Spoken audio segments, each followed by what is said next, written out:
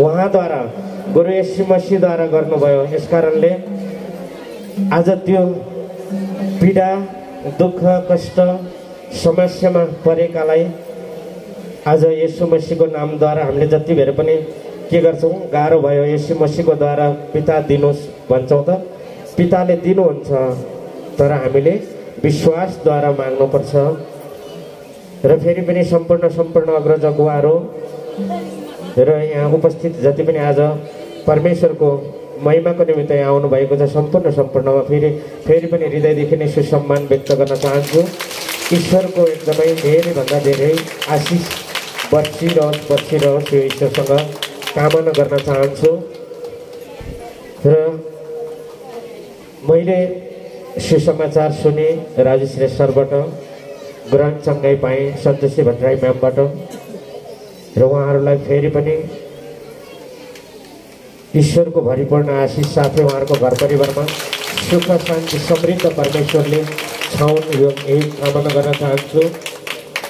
र ईश्वर चिन्नुको कारण, ईश्वरले हामीलाई चुन्नुको कारण एकदमै धेरै हामीमा पनि ठुला समस्याहरू थिए। हाम्रो अगाडि खुद पहाड झैँ होइन र एकदमै काँडा झैँ एकदमै बिज्ने कोर्ने र पहाड झैँ एकदमै छेक्ने त्यस्ता डाँडा झैँ त्यति ठुला समस्याहरूले घेरेको थियो। छोरामा मस्कुलर डिस्ट्रोफी, संसारमै उपचार छैन। मेडममा श्रीमतीमा एकदमै पाइल्स, डिप्रेसन लगायत यावत माइग्रेनले समस्याले एकदमै चिन्तित बनाएको थियो। त्यस पछाडि म एकदमै कुलत बाटोहरू लाग्ने होइन, तास खेल्ने, एकदमै नराम्रो अल्कोहल एकदमै धेरै खाएर मलाई यतिसम्म कि गल्लीमा हिँड्ने कुकुरसम्म भाग्थ्यो म देखेर तर्सेर होइन। एउटा पशुले समेत पनि त्यसरी मलाई छोडेको अवस्था थियो होइन। वास्तवमा अहिले यसरी खडा छु, यसरी मतलब सुकिलो बनेर हिँडेको छु, परमेश्वरको यो आशिष लिएर हिँडेको छु।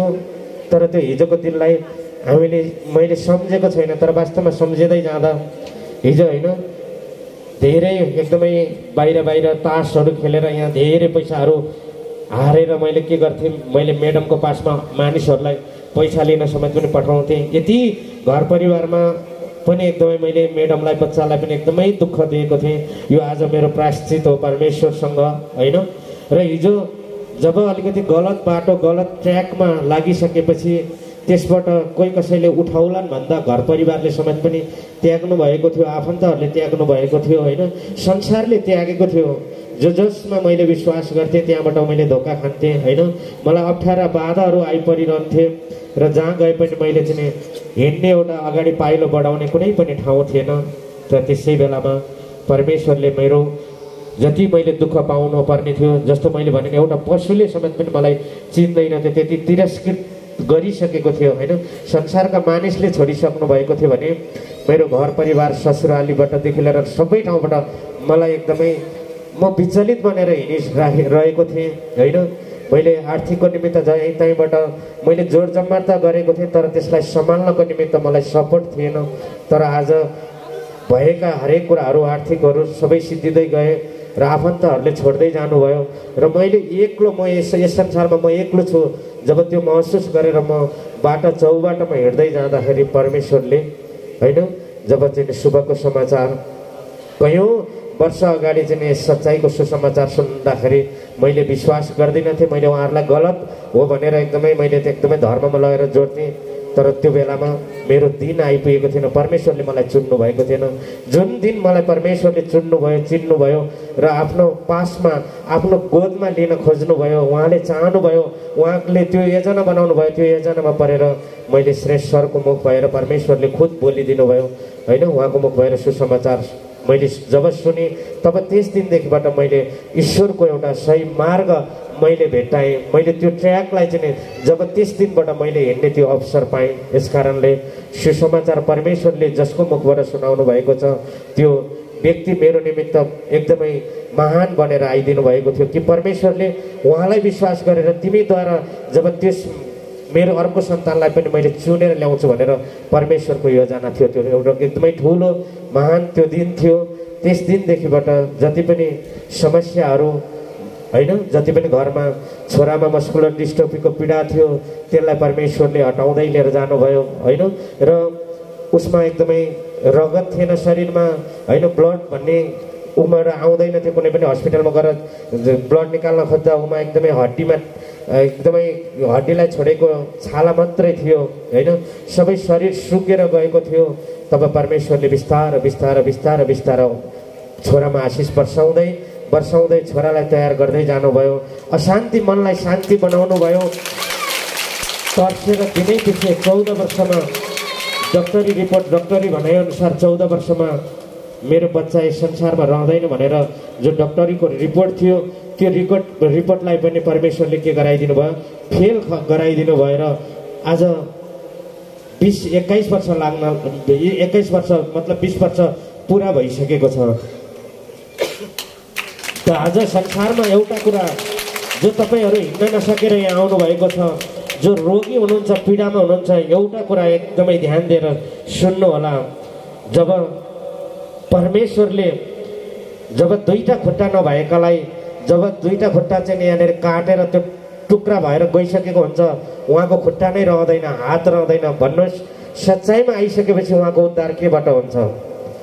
उहाँको खुट्टा अर्को के, अर्को परमेश्वरले अर्को नबनाइदिए पनि उसले मैले टेकेर हिँडेको छु, ममा त्यो शक्ति, खुट्टाले टेकेर हिँड्ने शक्ति आज मलाई आत्मामा दिनुभएको छ। म आत्माद्वारा हिँडिरहेको छु, परमेश्वरको राज्यमा हिँडिरहेको छु। त्यो एउटा आत्मशक्ति यहाँनिर बढ्छ। घुमिसकेका खुट्टालाई पनि तिमीसँग आज खुट्टा छैन भनेर तिमी दुखी नबन। तिमीमा तिम्रो आत्माद्वारा त्यो यस्तो शक्ति दिन्छु, तिमी संसारमा मैले बनाएको संसारको राज्यमा तिमी पुगिसकेको छौ। आज त्यो आत्मशक्ति मिल्छ नि होइन। अनि कतिले यो हेप्ने नगर, कतिले नबुझेर आज सच्चाइमा ऊ 10औं वर्ष भइसक्यो, 2 वर्ष भइसक्यो गएको, खोइ त उसले त आजसम्म लङ्गडो बनेर हिँडिरहेको छ। यो शब्दलाई आजैबाट फाल्नुहोस्, किनकि त्यो सम्बन्धित व्यक्तिलाई गएर सोध्नुहोस् उसले परमेश्वरबाट के पाएको छ। आत्मा बल पाएको छ, आत्मशक्ति पाएको छ। म पनि बाँच्छु भनेर जब मेरो छोरा 14 वर्षमै मर्छ भन्ने जहीँ तहीँको डक्टरबाट यो एउटा उठ्यो भने आज 6 वर्ष ऊ माथि बाँचिसकेको छ, 7 वर्ष बाँचिसकेको छ। कसले बचाएको छ त्यहाँ? उसमा त्यो हिजोको दिनमा मर्दै नमर्ने बच्चालाई मर्छ मर्छ मर्छ भनेर सबैले आरोप लगाउनुहुन्थ्यो, सबैले मतलब फाल्नुहुन्थ्यो। तर जब परमेश्वरको राज्यमा आइसकेपछि के भयो? हरेक अग्रज अगुवाको मुख भएर, हरेक ईश्वरका सन्तान भएर परमेश्वरले के बोल्नुभयो? तपाईँ बाँच्नुहुन्छ, तिमी बाँच्छौ, तिमी हिँड्न सक्छौ, तिमी धेरै बाँच्छौ। यो हौसला सच्चाइभित्र परमेश्वरले चाहिँ जो आज दिनुभयो त्यो नै के हो? आज आशिष हो, मजबुत र शक्तिको आशिष हो। आज त्यो हरेकलाई मिलेको छ। आज उहाँ यहाँनिर हुनुहुन्छ, कसैले उहाँ हिँड्न सक्नुहुन्न यो नभन्नुहोस्, उहाँ हिँडिसक्नु भएको छ। परमेश्वरले हिँडाइसक्नु भएको छ। उहाँ राति शुद्ध हिँडिसक्नु भएको छ। उहाँलाई परमेश्वरले खुट्टा दिइसक्नु भएको छ। उहाँलाई केही पनि भएको छैन। सबैले सकिन्छ। उहाँको निमित्त माग्नुहोस् परमेश्वरसँग, अन्य भाषामा माग्नुहोस्, प्रार्थनामा माग्नुहोस्, तर कसैले पनि उहाँलाई कमजोरी नदेख्नुहोस्। कि पिताले आज कमजोरी देख्नको निमित्त, उहाँलाई कमजोरी देख्नको निमित्त यो आँखा बनाउनु भएको छैन। हामीले त शक्ति, परमेश्वरको शक्तिद्वारा उहाँलाई हिँडेको, त्यो हिँड्न सक्ने आज त्यो आँखा बनाउनु भएको परमेश्वरले। कसैलाई कमजोरी नसोचौँ हामीले। हामी कोही पनि कमजोरी छैनौँ। जो सच्चाइभित्र आएका छौँ, सच्चाइ सत्य हो, सत्य परमेश्वर हो, परमेश्वर वचन हो, वचन नै परमेश्वर। जब जसले वचनलाई पालना गर्छ, जसले वचनलाई मनमा लिन्छ, आत्मामा लिन्छ, त्योसँग परमेश्वर हुनुहुन्छ र उसमा दुःख कष्ट कहिले पनि न त आउँछ न त रहन्छ नै होइन। यसकारणले आज म जस्तो मलाई संसारले, मलाई सबै मेरो आफन्तहरूले यो काम नलाग्ने मान्छे भएको धन सम्पत्ति सबै सिद्ध्यायो, यो भोलि मर्दाखेरि यसलाई आगो लगाउने वंशै छैन। एउटा भएको छोरा पनि अब जाने भयो, अर्को बेगर भन्दा मान्दैन। अब ऊबाट वंश कसरी हुन्छ? उसको श्रीमतीबाट अर्को सन्तान हुँदैन। यसरी चाहिँ नराम्रा शब्द प्रयोग गरेर गर्नुहुन्थ्यो। तर आज मैले संसारमा कयौँचोटि पशुपति गएर देखेको छु। जो कुनै पनि मानिस बित्दाखेरि उहाँको 6वटा 7वटा छोरा हुनुहुन्छ, तर अमेरिकामा हुनुहुन्छ, ठुला ठुला राष्ट्रमा हुनुहुन्छ।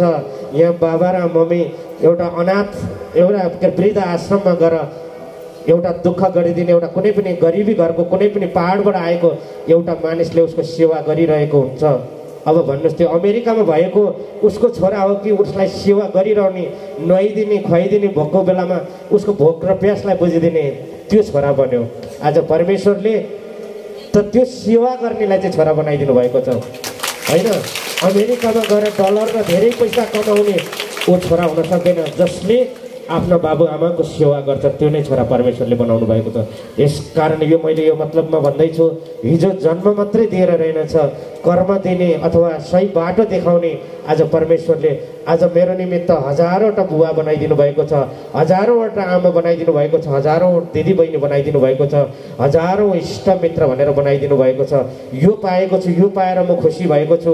हिजो तिमी मर्दाखेरि एकजना पनि मलामी हुँदैन भनेर त्यस्ता विवादका कुराहरू आउँथे, नराम्रा नकारात्मक कुराहरू आउँथे, आफन्तका त्यस्ता सोचहरू आउँथे भने आज परमेश्वरले हिजो मेरो आफन्तले मेरा परिवारले एकजना मलामी नदेख्नु भएको तर आज 1000जना मलामी परमेश्वरले यसरी तय गरेर राखिदिनु भएको छ भने यसरी हामीलाई दिनेवाला परमात्मा परमेश्वरको यो आज महिमा गरिरहेका छौँ होइन। आज एकले अर्कालाई माया गर्न सिकौँ, एकले अर्कालाई आदर गर्न सिकौँ होइन। हिजोको दिनमा मैले पनि नजानेर धेरै नराम्रो बोल्थेँ होइन, नराम्रो बनाउँथेँ होइन, किनकि मैले सिकेको थिइनँ, मलाई बुझाउने कोही पनि थिएन।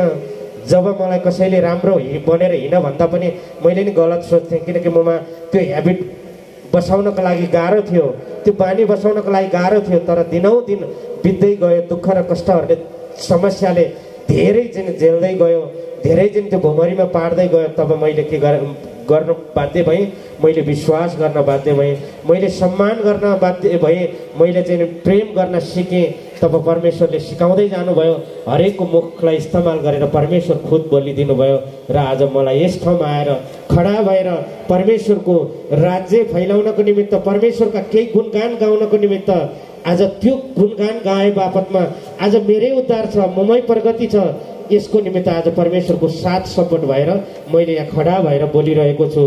तर मेरो मुखबाट कहिले पनि अहङ्कार नराम्रा शब्दहरू ननिक्लिउन् परमेश्वर, यो भनेर सुरुवातीमा यहाँ बसेको छु।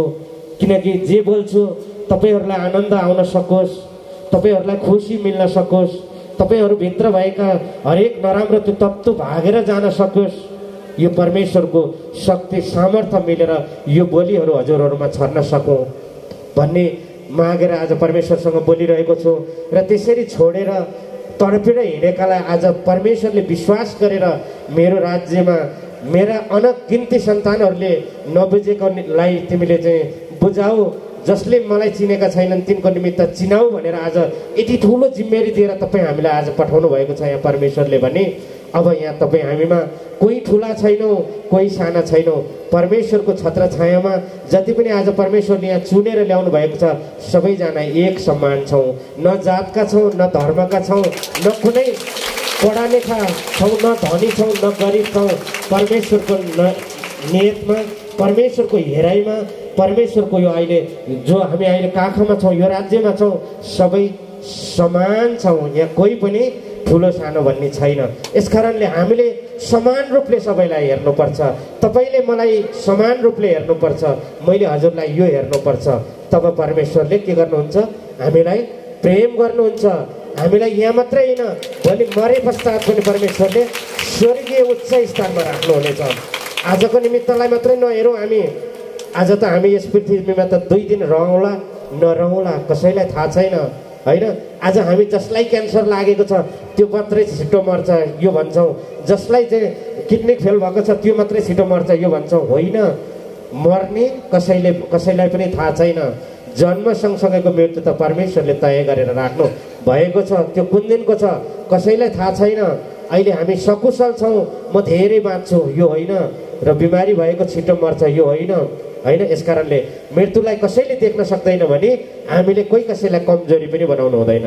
सबैजना बलिया छौँ, आज परमेश्वरको राज्यमा यहाँ किन आएका छौँ? मजबुती हुनको लागि आएका छौँ। हामीले शान्ति आनन्द खुसी पाउनको लागि यहाँ आएका छौँ। यहाँबाट निक्लेर जाँदा हामी दुखी बनेर जाने होइन। परमेश्वरले दुखी बनेर जानको निमित्त यहाँ चुनेर ल्याउनु भएको छैन। यस कारणले परमेश्वरसँग सबैले यो कामना गरौँ कि यहाँ उपस्थित भएपछि धेरै गवाई भन्न मन लाग्छ, गाउन मन लाग्छ, वचन भन्न मन लाग्छ, तर परमेश्वरको इच्छा चाहत अनुरूप मात्रै चल्नेछ। आज हामीले धेरै शिक्षा खाएका छौँ, धेरै आज हामीले गवाईहरू सुनेर उत्साहित भइसकेका छौँ। आज अन्य भाषाको दिन पनि होइन। अनि बोल्दै जाँदाखेरि एकदमै धेरै 1 घन्टा बितेको थाहा हुँदैन। तसर्थ आज अन्य भाषाकै निमित्त भनेर यहाँनिर खडा भएको कारणले गर्दाखेरि म हजुरहरूलाई चाहिँ एउटा अन्य भाषाकै बारेमा पनि छोटो बताउने छु र त्यस पछाडि आज अन्य भाषा परमेश्वरसँग जोडिनेछौँ। र पहिलो कोरिन्थीको ठुलो 14को 2बाट हेर्नु होला है।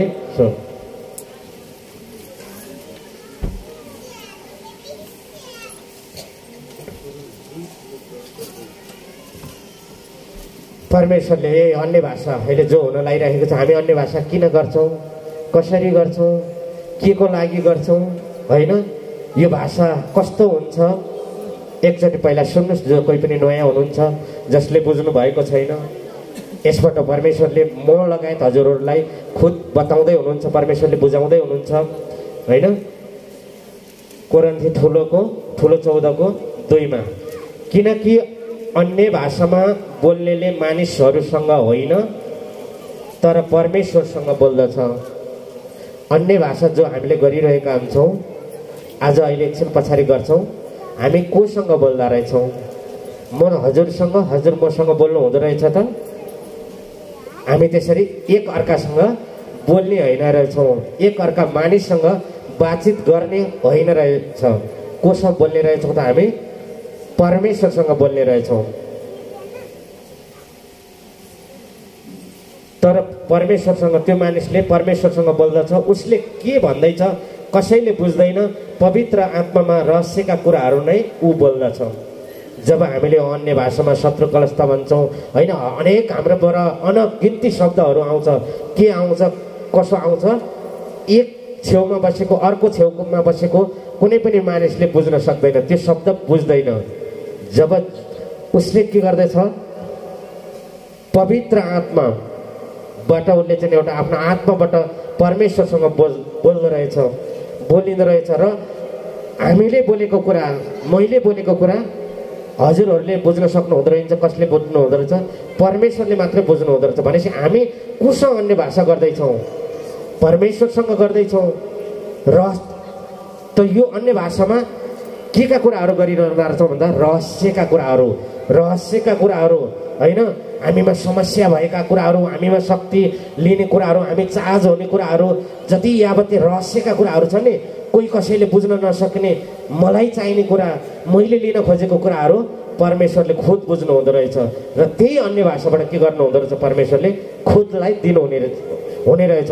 जसले विश्वासद्वारा रहस्यका कुरा एकदमै अन्य भाषाद्वारा कसैले नबुझ्ने गरी परमेश्वरले बुझ्ने गरी पवित्र आत्माद्वारा परमेश्वरसँग ऊ बोल्दछ भने उसलाई परमेश्वरले के गर्नुहुने रहेछ, दिनुहुने रहेछ अन्य भाषा है। तिनीहरूका आत्मिक अब अन्य भाषा बोल्दा हामीलाई के हुँदो रहेछ त? तिनीहरूका आत्मिक भनेको हामीहरूका आत्मिक वृद्धि र उत्साह र सान्त्वनाको निम्ति ऊ बोल्दछ। हामीहरूले के भन्छ, हाम्रै सान्त्वनाको निमित्त, हाम्रै वृद्धिको निमित्त, हामीलाई नै आनन्दको निमित्त, हाम्रै काम धन्दा बन्नको निमित्त हामीले खुद परमेश्वरसँग अन्य भाषा गर्दा रहेछौँ होइन। तिमीहरू सबै अन्य भाषा बोल भन्ने म चाहन्छु। परमेश्वरले के गर्नु चाहनु, के चाहनु हुँदो रहेछ? तिमीहरू सबै अन्य भाषाद्वारा ममा विश्वास गर, ममा अन्य भाषा बोल, तिम्रा शब्द मलाई सुनाऊ होइन। अन्य भाषाबाट तिम्रा रहस्यका कुराहरू, तिम्रा एकदमै लुकेर बसेका कुराहरू, समस्यामा परेका कुराहरू चाहिँ ममा अन्य भाषाद्वारा ममा गर भन्नुभएको छ। अनि परमेश्वरले के भन्नुभएको छ, अन्य भाषा जति हामी गर्छौँ भने अन्य भाषाबाट शक्ति मिल्दो रहेछ, सामर्थ्य मिल्दो रहेछ, काम धन्दा मिल्दो रहेछ। किनकि त्यो यहाँ कुनै मानिसको अगाडि हामीले एउटा मलाई 2000 दिनुहोस् न, मलाई 5000 दिनुहोस् न, यो भनेको सुन्दाखेरि त ए फलानाले मागे 2000 फलाना समाएछ, यो कुराहरू व्यापक भएर के जान्छ, त्यो मानिसलाई डोमिनेट मतलब नराम्रो बनाउने, उल्ली बिल्ली बनाएर चाहिँ एकदमै कमजोरी बनाउनेमा जान्छ। यसकारण परमेश्वरले के भन्नुभएको छ भने मानिसले तिमीले सुनेका कुराहरू नराम्रो अपवादको रूपमा फैलाउन सक्छ, तर तिमीले मैले बुझ्ने भाषामा मसँग अन्य भाषामा गर्यौ भने सब तिम्रा सफलता मात्रै मिल्नेछन्, तिमीलाई कसैले कुरा काट्ने छैन, तिमीलाई इज्जत मिल्नेछ होइन भनेर आज परमेश्वरले भन्नुभएको छ। भने अब हामी अन्य भाषा के को निमित्त गर्दा रहेछौँ बुझ्नु भयो नि, आज के का निमित्त गर्दा रहेछौँ, किन गर्दा रहेछौँ, कसरी गर्दा रहेछौँ, अरूले सुन्ने गरी अथवा अरूलाई सुनाएर होइन रहेछ। शब्द हामीले बोलेका शब्द परमेश्वरले बुझौँ भनेर हामीले अन्य भाषा गर्दा रहेछौँ। ईश्वर पितालाई धन्यवाद गर्छु। म मसीह येशूको नाउँमा सम्पूर्ण परमेश्वरका सन्तानहरू हजुरहरू सम्पूर्णमा परमेश्वरले सबैका घर परिवारमा सुख शान्ति समृद्ध देऊन्, दुःख कष्ट समस्या कहिले पनि नआओस्, परमेश्वरको साथ सपोर्ट हाम्रो विश्वासद्वारा मिलिरहोस् भन्दै अब अन्य भाषामा एकदमै सबैजनालाई तयारी अवस्थामा बस्नुहोस् भन्न चाहन्छु कि सबैजना बाहिरी यो हृदयको आँखालाई बन्द गर्नुहोस्। अन्य भाषामा आज अन्य